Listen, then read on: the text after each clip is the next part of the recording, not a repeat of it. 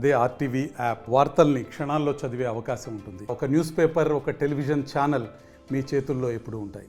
ఏదైతే ఒక క్రైమ్ జరిగిందో అంటే ఇప్పుడు వరకు జరిగిన క్రైమ్లన్నీ ఒక ఎత్తు అయితే ఇప్పుడు జరిగిన క్రైమ్ మాత్రం మరొక ఎత్తు అని చెప్పచ్చు. అయితే పోలీసులకు వచ్చిన కథనం ఏంటంటే 18వ తారీఖు గురుమూర్తి అలాగే తన అత్త మామ ఇద్దరు కూడా పోలీస్ స్టేషన్కి వెళ్ళి అంటే గురుమూర్తి తన భార్య కనిపించట్లేదు అంటూ కూడా పోలీస్ స్టేషన్లో కంప్లైంట్ ఇవ్వడం జరిగింది.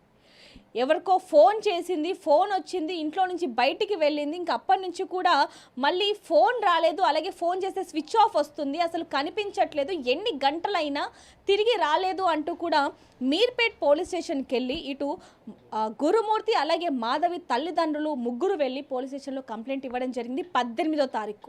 అయితే 18వ తారీఖు వీళ్ళు మాధవి కనిపించట్లేదని పోలీస్ స్టేషన్లో కంప్లైంట్ చేస్తే ఆ రోజు నుంచి కూడా పోలీసులు నిఘా పెట్టారు, అంటే విచారణ జరిపిస్తూ ఉన్నారు. అంటే అసలు మాధవి ఎవరు, ఎక్కడికి వెళ్ళింది, ఏంటి అంటూ కూడా మొత్తం కూడా ఆరా తీశారు. గురుమూర్తి ఆర్మీలో ఎక్స్ ఎంప్లాయీగా అంటే రిటైర్ అయిపోయాడు. ఇప్పుడు ప్రస్తుతానికి ఒక చిన్న సెక్యూరిటీ గార్డ్గానో లేకపోతే ఏదో ఒక పని చేసుకుంటాడు అంటూ కూడా చిన్న సమాచారం అయితే అందడం జరిగింది. అయితే వీళ్ళు మీర్పేట్ దగ్గరలో ఏదైతే నివాసం ఉందో శ్రీ సాయి నివాస్ కాలనీ ఏదైతే ఉందో అక్కడ నివాసం ఉంటూ ఉన్నారు. గత కొన్నేళ్లుగా కూడా అక్కడే ఉంటున్న పరిస్థితి. వీళ్ళిద్దరికీ కూడా ఇద్దరు పిల్లలు కూడా ఉన్నారు. అంటే పెళ్ళై 13 ఏళ్ళు అవ్వగా దాదాపుగా 5 ఏళ్ల చిన్నారి అలాగే 7 ఏళ్ల చిన్నారి ఇద్దరు ఉండడం జరిగింది. అయితే వీళ్ళు ఎప్పటిలాగానే అంటే వీళ్ళ జీవనం ఎలా కొనసాగుతుంది అంటే మాధవి ఇంట్లోనే ఉంటూ అంటే హౌస్ వైఫ్గా ఇంట్లో పిల్లల్ని చూసుకుంటూ అలాగే ఇంటి పనులు చూసుకుంటూ ఇంట్లోనే ఉండేది. గురుమూర్తి మాత్రం పని చేసుకున్న అంటే ఆర్మీలో ఒక ఎంప్లాయీగా ఎక్స్ ఎంప్లాయీగా ఉన్నాడు కాబట్టి అక్కడ నుంచి బయటికి వచ్చేసిన తర్వాత ఒక చిన్న ఉద్యోగం చేసుకుంటూ కూడా జీవనం కొనసాగిస్తూ ఉన్నాడు. అయితే పోలీసు చెప్పిన కథనం ఏంటంటే వీళ్ళిద్దరి మధ్య అంటే ఎప్పుడైతే గురుమూర్తి పోలీస్ స్టేషన్లో కంప్లైంట్ ఇచ్చాడో అంటే ఇంట్లో నుంచి బయటికి వెళ్ళిపోయింది అని 18వ తారీఖు కంప్లైంట్ ఇచ్చాడో ఆ రోజు నుంచి అసలు ఎటువంటి ఆనవాళ్ళు కూడా మాధవి ఇంట్లో నుంచి బయటికి వెళ్ళినట్టు ఎటువంటి సీసీటీవీ ఫుటేజ్ రికార్డులో కూడా ఎక్కడా లేని పరిస్థితి. అంటే అసలు మాధవి ఇంట్లో నుంచి బయటికి వెళ్ళిందా అనే ప్రశ్న కూడా పోలీసులకి రావటంతో అంటే ఇక్కడ ముందుగా అనుమానం వచ్చేది గురుమూర్తి మీదనే. అలాగే మాధవి తల్లిదండ్రులు కూడా గురుమూర్తి మీదనే అనుమానం వ్యక్తం చేశారు. అంటే ఇంట్లో నుంచి బయటికి వెళ్ళని మాధవి ఎక్కడికి వెళ్ళింది అంటూ కూడా గురుమూర్తిని ఆరాధీయగా విచారణ చెయ్యగా సంచలన విషయాలు బయటకు వచ్చాయని చెప్పచ్చు. గురుమూర్తియే తన భార్యని అతి కిరాతకంగా నరికి చంపాడు అంటూ కూడా పోలీసులకి చెప్పడం జరిగింది. ఈ వార్త బయటికి రావడంతో వెన్నులో వణుకు పుట్టిస్తుందని చెప్పచ్చు. ఆ మీర్పేట్ పోలీస్ స్టేషన్ పరిధిలో ఎవరైతే అంటే ఏదైతే కాలనీలో వీళ్ళిద్దరు కూడా నివాసం ఉంటున్నారో అంటే గురుమూర్తి నివాసం ఉన్న కాలనీలో కూడా అసలు బయట అడుగు పెట్టాలంటేనే భయపడుతున్న పరిస్థితి. పోలీసులతో సహా మీడియాతో సహా ప్రజలు కూడా భయానికి గురయ్యారు. ఎందుకంటే అతను చెప్పే విధానం అంత భయంకరంగా ఉందని చెప్పచ్చు. తన భార్యకి నాకు గొడవ జరిగింది, నా భార్య అక్రమ సంబంధం పెట్టుకుంది, అనుమానం ఉంది నాకు అంటే కేవలం అక్రమ సంబంధం పెట్టుకుందన్న కేవలం అనుమానంతోనే ఇద్దరి మధ్య కూడా గొడవ జరగటంతో పిల్లలిద్దరినీ కూడా మాధవి వాళ్ళ అత్త ఎవరైతే ఉంటారో అంటే చుట్టుపక్కల వాళ్ళ ఎక్కడైతే దగ్గరలో వాళ్ళ బంధువులు ఉంటారో వాళ్ళ ఇంటికి పంపించడం జరిగింది. వాళ్ళ ఇంటికి పంపించిన తర్వాత మాధవి గురుమూర్తి ఇద్దరు మాత్రమే ఆ ఇంట్లో ఉన్నారు. ఇంట్లో ఉన్న తర్వాత వీళ్ళిద్దరి మధ్య వాదన జరిగింది. ఆ వాదనలో భాగంగానే మాధవిని గోడకేసి ఒక్కసారిగా నూకడం జరిగింది. నూకడంతో ఒక్కసారిగా మాధవి కింద పడిపోయి స్పృహ కోల్పోయింది అనుకున్నాడు గురుమూర్తి. కానీ కొద్దిసేపటికి కూడా తను లేవకపోవటంతో చనిపోయిందని చెప్పి నిర్ధారించుకొని మృతదేహాన్ని పక్కనే పెట్టుకొని అంటే 13 ఏళ్ల నుంచి నాతో కాపురం చేస్తుంది, కష్ట సుఖాల్లో నాకు తోడుగా ఉంది, నా పిల్లలకి తల్లిగా ఉంది అంటూ ఇంత కూడా మానవత్వం లేకుండా ఫోన్లో అంటే ఇప్పుడు ఇంటర్నెట్ అనేది ఎంత ఫాస్ట్గా ఉందనేది కూడా మనకి తెలుసు. అలాగే ఫోన్లో ఏదైనా సెర్చ్ చేయొచ్చు.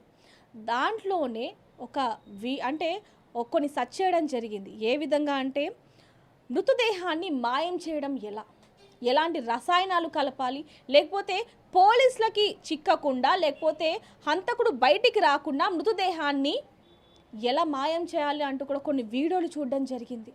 ఇవన్నీ కూడా పోలీసులు మీడియా వాళ్ళకి చెప్తుంటే ఒక్కసారిగా భయానికి గురి కావాల్సి వచ్చింది. ఎందుకంటే ఇప్పుడు వరకు జరిగిన కథనాలన్నీ ఇప్పుడు వరకు జరిగిన క్రైమ్లన్నీ ఒక ఎత్తు అయితే ఈ క్రైమ్ మాత్రం మరొక ఎత్తు అని చెప్పచ్చు. అయితే పోలీసులకి మాత్రం 3 కథనాలు చెప్పడం జరిగింది. ఆ ఒక్కొక్కటి ఏంటనేది కూడా నేను మీకు చెప్పే ప్రయత్నం చేస్తాను, కానీ చివరి వరకు చూస్తూనే ఉండండి.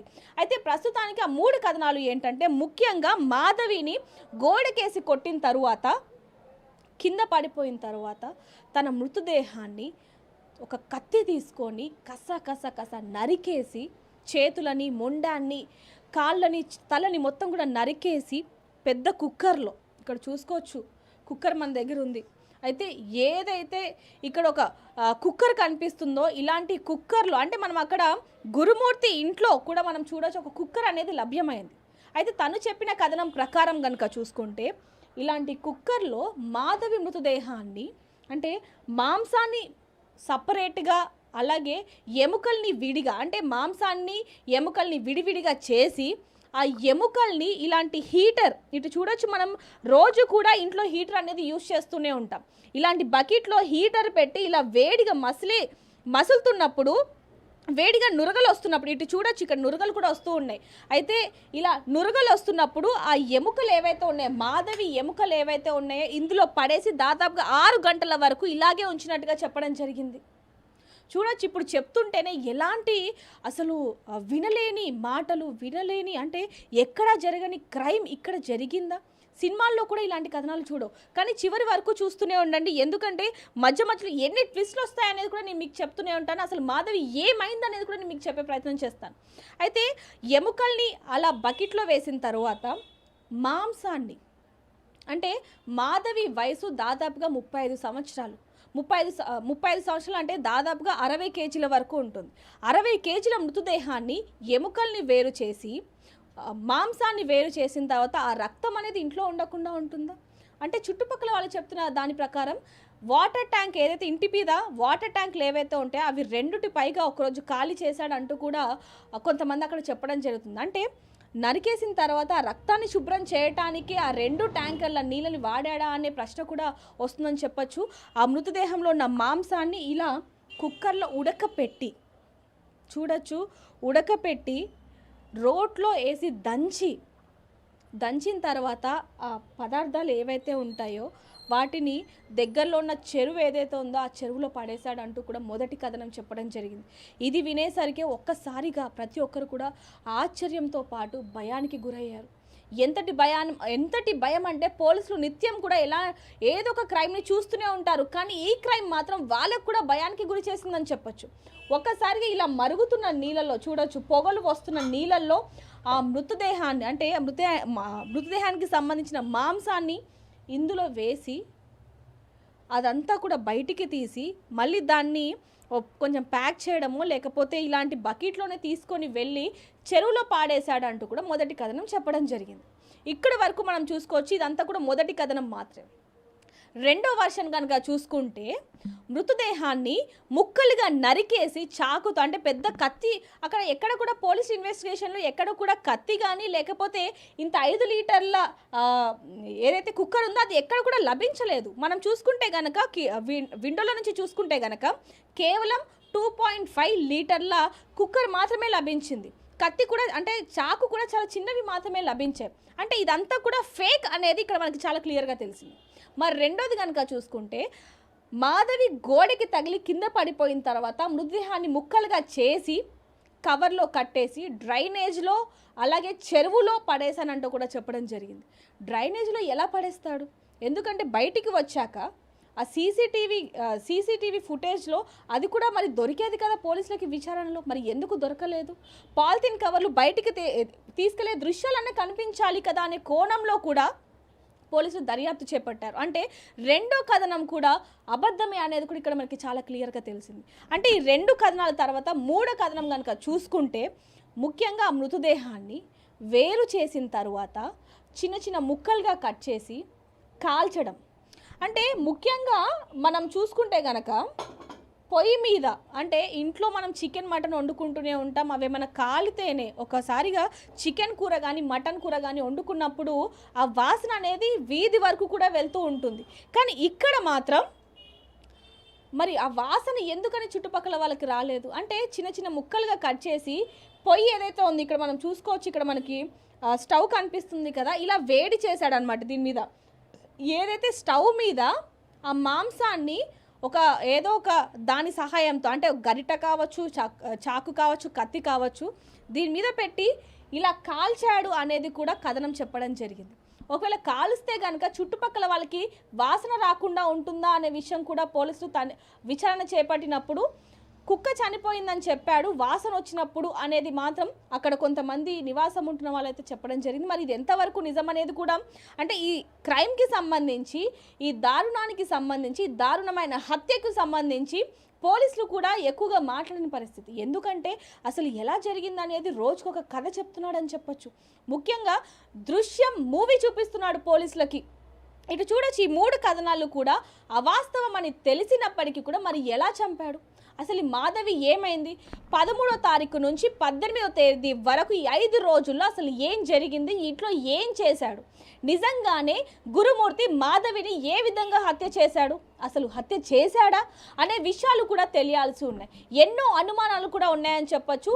మామూలుగా 60 కేజీల మనిషిని ఎలా చంపగలడు, చంపిన తర్వాత ముక్కలుగా, అంటే చంపడం వరకు ఒక ఎత్తు అయితే, అంటే ప్రాణంగా ప్రేమించాడు, పెళ్లి చేసుకున్నాడు, కాపురం చేసి 2 పిల్లల్ని కన్నాడు. వీళ్ళిద్దరి సంసారం కాపురం కూడా 13 ఏళ్ళు. ఈ 13 ఏళ్ళ జీవితంలో అంటే మనకి కావాల్సిన వాళ్ళకి ఏమైనా చిన్న దెబ్బ అయితేనే మనం తట్టుకోలేం, అలాంటిది అతి దారుణంగా చంపేసి నరికేశాడు అంటే అసలు ఎలా నమ్మాలి? నరికేసినప్పుడు మరి చిన్న ఆనవాళ్ళు అయినా కూడా ఎక్కడ కూడా కనిపించని పరిస్థితి. మనం పక్కన విజువల్స్లో కూడా చూసుకుంటే గనక పోలీసులు వెళ్ళి ఇన్వెస్టిగేషన్ చేసినప్పుడు, అంటే తనిఖీలు ఇంట్లో మొత్తం కూడా చూసినప్పటికీ ఎక్కడ కూడా రక్తం మరకలు కానీ, ఆ మృతదేహానికి సంబంధించిన చిన్న చిన్న ముక్కలు కానీ, ఎముకలు కానీ, లేకపోతే చీరకు సంబంధించిన ఏవి కూడా కనిపించని పరిస్థితి.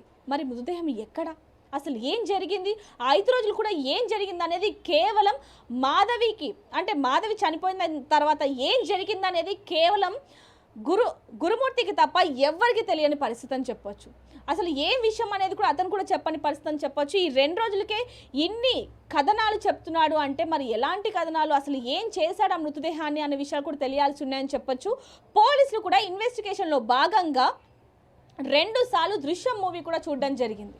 అంటే చూడొచ్చు, ఆ దృశ్యం మూవీ చూసి ఈయన ఇన్స్పిరేషన్ అయ్యి, అంటే హత్య చేసిన తర్వాత పోలీసులకి ఎలా దొరకకుండా ఉండాలి అనేది కూడా ఆ సినిమాని, అంటే దృశ్యం 1 అలాగే దృశ్యం 2 ఏవైతే 2 సినిమాలు ఉన్నాయో వాటిని చూసి నేర్చుకున్నట్టుగా, చూసి ఇదంతా చేశాను అనేటట్టుగా కూడా పోలీసులకి చెప్పాడు అంటూ కూడా చిన్న సమాచారం అయితే అందడం జరిగింది.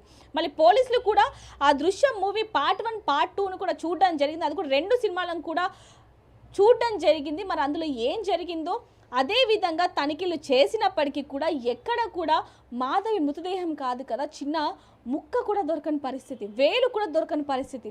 అటువైపు నుంచి చూస్తే చెరువులో కూడా మొత్తం కూడా గాలింపు చర్యలు చేపట్టినప్పటికీ అక్కడ చెరువులోనూ ఏమీ దొరకలేదు, ఇంట్లోనూ ఏం దొరకలేదు. 2 లీటర్ల నర కుక్కర్లో ఉడకపెట్టాడు అంటే అసలు ఎలా సాధ్యమవుతుందనే విషయాలు కూడా ప్రశ్నగా మారాయని చెప్పొచ్చు. అలాగే ఏదైతే హీటర్ ఉందో, అంటే బకెట్లో మృతదేహాన్ని ఎలా, ఆ ఎముకల్ని ఎలా కరగదీస్తాడు అనే విషయాలు కూడా ప్రశ్నగానే మారాయని చెప్పొచ్చు. అయితే ఇవన్నిటికీ చూసుకుంటే అసలు మాధవి బ్రతికే ఉందా, చనిపోయిందా, నిజంగానే చంపేశాడా, అతను మానసిక పరిస్థితి ఎలా ఉందనే విషయాలు, ఎలా ఉంది అనే కోణంలో కూడా పోలీసులు దర్యాప్తు చేపడుతున్నారని చెప్పొచ్చు.